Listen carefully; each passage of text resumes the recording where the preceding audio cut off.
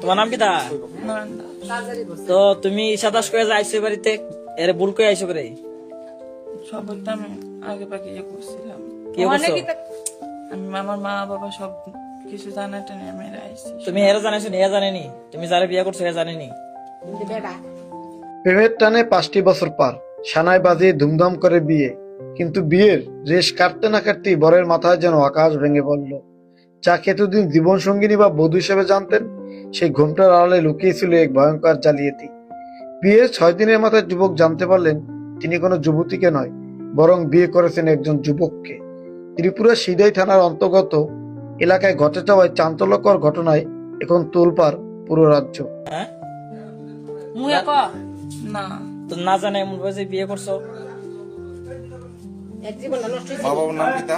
তোমার মার নাম কি? মন্টি দাস, বাবার নাম? সুখদেব বাড়ি কোন জায়গাতে? ক্যাম্পে বাসায় একজন। তুমি তো সব এড্রেসে ভুল কইছো। না, আমি তো সব অ্যাড্রেস ঠিক আছে। ঠিক কইছি আমি। তো তুমি যে ভুল নাম কইছো বাড়ির ভিতরে আইছো। কি তা উদ্দেশ্য? স্থানীয় সূত্রে জানা গেছে, অভিযুক্ত প্রতারক যুবকের সাথে ভুক্তভোগী বরের দীর্ঘ 5 বছর ধরে প্রেমের সম্পর্ক ছিল।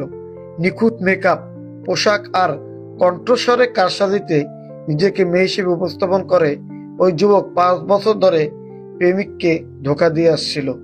প্রেমের পরিণতি হিসেবে সম্প্রতি সামাজিকভাবে তাদের বিয়ে সম্পন্ন হয়। কোনো কিছু উদ্দেশ্য না, এটা ভালো পাইছি দিকে আমি আসছি।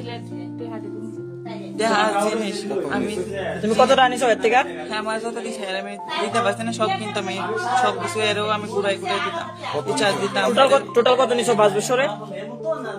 5 বছর, কিন্তু 5 বছর এত আমি টাকা নিয়েছি না। তারা যত কইতাছে আমি ফোনও দিছি, আমার দামি ফোন কিনা সবকিছু আমি দিতেছি তারা। বিয়ের পর কয়েকদিন কাটলেও নববধূর আচরণে বরের মনে সন্দেহ দানা বাঁধতে শুরু করে। অবশেষে বিয়ের 6ষ্ঠ দিনে বাসর ঘর উন্মোচিত হয় সেই রূঢ় বাস্তবতা। বরের চিৎকারে পরিবারের সদস্যরা ছুটে এসে দেখেন কনের সাথে থাকা ব্যক্তিটি আসলে একজন পুরুষ। 5 বছরের দীর্ঘ বিশ্বাস আর আবেগকে পুঁজি করে এমন ভয়ঙ্কর জালিয়াতির শিকার হয়ে মানসিকভাবে ভেঙে পড়েছেন ওই বর। আমার ছেলের লগে বিয়া করছে তাই এবার 6 বছর ধরে এর লগে প্রেম করতেছে, টাকা পয়সা উঠছে তাই। ঘটনা জানাজানি হওয়ার পর এলাকায় ব্যাপক উত্তেজনার সৃষ্টি হয়। খবর পেয়ে সিদাই থানা পুলিশ দ্রুত ঘটনাস্থলে পৌঁছে প্রতারক ওই যুবককে আটক করে।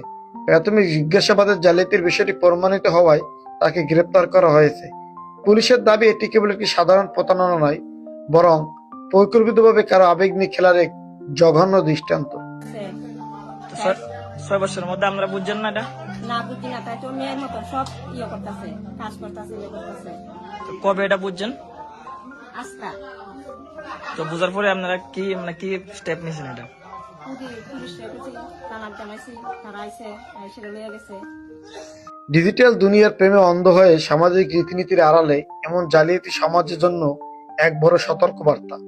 সিদের থানার এই ঘটনা এখন নির্দুনিয়ায় টক অব দ্য টাউন। বর্তমানে অভিযুক্তের বিরুদ্ধে আইনি প্রক্রিয়া চলমান রয়েছে।